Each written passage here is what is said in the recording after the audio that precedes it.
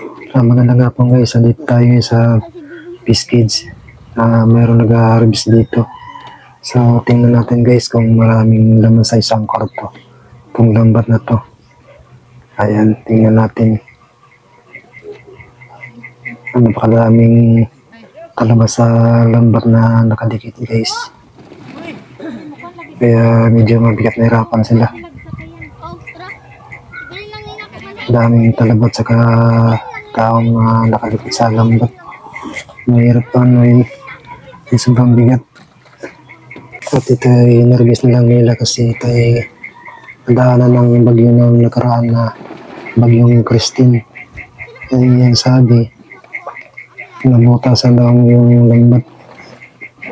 Baka kunti na lang laman ito. Kaya nervous na lang nila. Panoorin na lang natin guys ang dulo. Ayan. Hinihila nila mabigat. Ayan, naglilitawan ng mga isdang lapu-lapu. Panoorin na lang natin guys.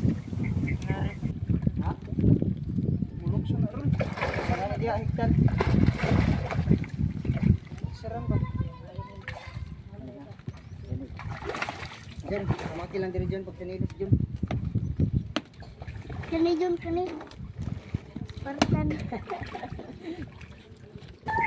Ang parang pala nito guys, para mamatay agad, nilalagyan yung plastic ng yelo para ibabad dyan ang isdang lapu-lapu bago siya ilipat sa styro.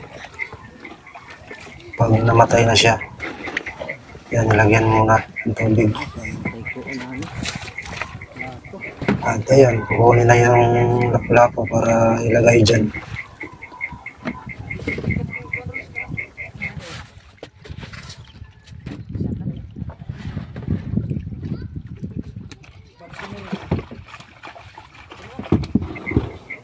Mga malalaki-laki na rin guys.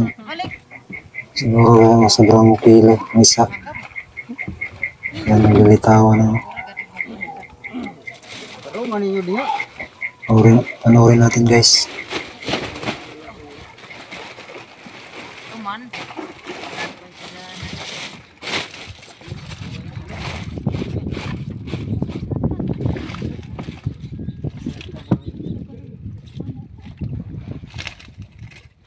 Pakadagkuan na dayo.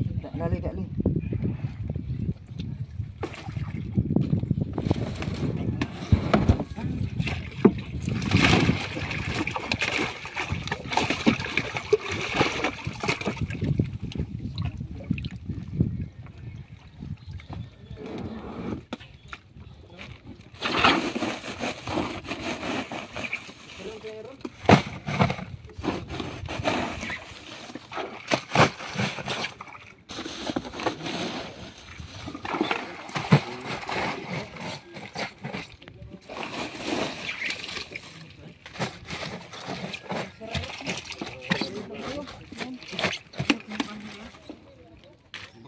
Samay.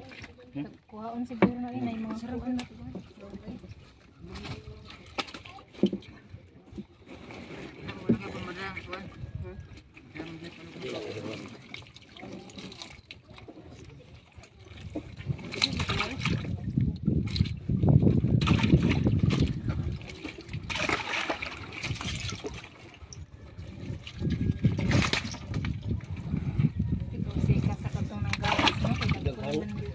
Hanggang ko.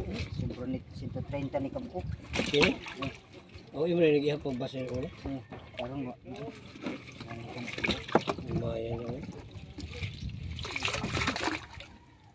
Nagawas na Dako gusto ko buho. Ito banda o. Ito magbagyo. Nakuan to. Pailom no. Hindi pa lang dugay na yun. Ito, ubing may pang